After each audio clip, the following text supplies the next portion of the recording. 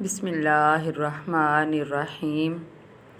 آج آپ کو سنائیں گے ایک طوائف اور مولوی کا قصہ، جس سے آپ کا ایمان پھر سے تازہ ہو جائے گا اور اللہ پر بھروسہ اور بھی پکا ہو جائے گا، آپ کے توکل کو اور بھی زیادہ مضبوط کر دے گا۔ یہ طوائف کا قصہ۔ چینل کو سبسکرائب کر لیں۔ ایک دفعہ کسی محلے میں ایک طوائف کا کوٹھا تھا اور کچھ دور ایک مسجد تھی۔ طوائف کی چھت سے یہ مسجد نظر آتی تھی۔ طوائف بدنام زمانہ تھی اور امام مسجد کی لوگ بہت ہی عزت اکرام کیا کرتے تھے۔ لوگوں کو پورا یقین تھا کہ جو دعا بھی قاری صاحب کرتے ہیں وہ ضرور قبول ہوتی ہے۔ ایک بار ایسا ہوا کہ بارش نہیں ہو رہی تھی۔ لوگ روز دعائیں کرتے کہ یا اللہ بارش برسا دے۔ فصلوں کو بارش کی بہت ضرورت ہے، لیکن بارش نہیں ہوئی۔ گاؤں والوں نے ارادہ کیا کہ کیوں نہ قاری صاحب سے دعا کروائی جائے، ان کی ہر دعا قبول ہوتی ہے۔ یہ سوچ کر گاؤں والے مولوی صاحب کے پاس گئے اور کہا کہ مولوی صاحب دعا کریں کہ اللہ تعالیٰ بارش برسا دے۔ تو قاری صاحب نے کہا آپ بے فکر ہو جائیں، میں دعا کروں گا اور انشاءاللہ بارش ضرور ہوگی۔ لوگ اپنے اپنے گھروں کو چلے گئے۔ گاؤں والوں نے کچھ دن انتظار کیا لیکن بارش نہ ہوئی۔ گاؤں والے اکٹھے ہو کر پھر قاری صاحب کے پاس گئے اور ان سے کہا کہ قاری صاحب بارش نہیں ہوئی۔ تو انہوں نے کہا میں دعا کرتا ہوں انشاءاللہ کل بارش ضرور ہوگی۔ گاؤں والے مولوی صاحب کی بات سن کر ایک بار پھر اپنی بستی میں واپس چلے گئے اور بارش کا انتظار کرنے لگے، لیکن بارش پھر نہ ہوئی۔ اب گاؤں والوں کو بہت غصہ آیا اور وہ ایک بار پھر مسجد میں قاری صاحب کے پاس چلے گئے۔ انہوں نے کہا قاری صاحب کیا بات ہے کہ بارش نہیں ہو رہی؟ تو قاری صاحب نے کہا کہ اس بار لازمی بارش ہوگی، تم بھی دعا کرو اور میں بھی دعا کرتا ہوں تو انشاءاللہ بارش ضرور ہوگی۔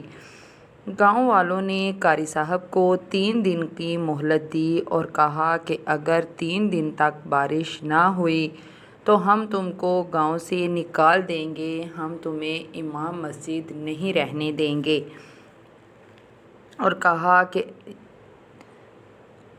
تم 3 دن کے بعد یہاں سے چلے جانا۔ یہ سارا ماجرا طوائف اپنی چھت پر سے دیکھ رہی تھی کہ لوگ کیسے روز روز قاری صاحب کے پاس آتے ہیں اور پھر مایوس ہو کر لوٹ جاتے ہیں۔ وہ یہ سب کچھ اپنی چھت پر بیٹھ کر دیکھ رہی تھی۔ جب تیسری رات آئی، قاری صاحب کے دعا مانگنے کے باوجود بھی بارش نہیں ہوئی، تو قاری صاحب نے گاؤں چھوڑ کر جانے کا ارادہ کر لیا۔ وہ اپنا سامان باندھ کر جا رہے تھے تو طوائف نے دیکھا کہ مولوی صاحب رات کے اندھیرے میں بھاگ رہے تھے۔ طوائف اپنے کوٹھے سے اتری اور مولوی صاحب کا پیچھا کیا۔ ان کے پاس جا کر پوچھا کہ مولوی صاحب رات کے اندھیرے میں کیوں بھاگ رہے ہیں؟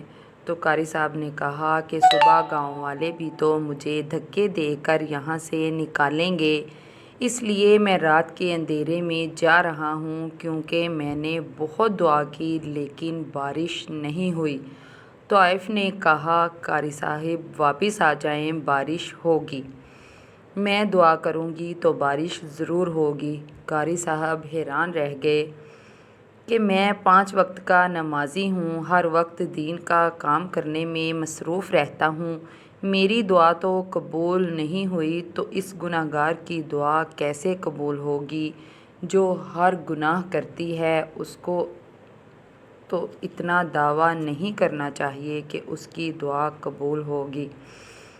قاری صاحب نے اپنے اندر کا خدشہ ظاہر کیا کہ اگر تمہاری دعا بھی قبول نہ ہوئی تو میں کیا کروں گا؟ تو طائف نے کہا کہ میں آپ سے کہہ رہی ہوں بارش ضرور ہوگی، آپ میرے ساتھ آ جائیں۔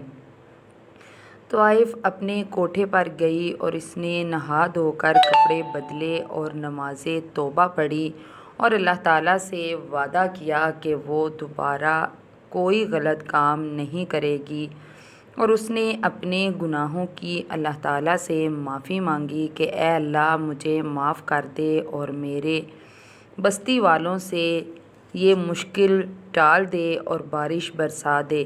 طائف نے دل کی گہرائیوں سے دعا کی اور سچی توبہ کی تو اللہ تعالیٰ نے اس کی سچی توبہ قبول فرمائی اور اس کی دعا بھی قبول فرما لی۔ اس کی دعا سے اتنی بارش برسی کہ لوگ بارش تھمنے کی دعا کرنے لگے۔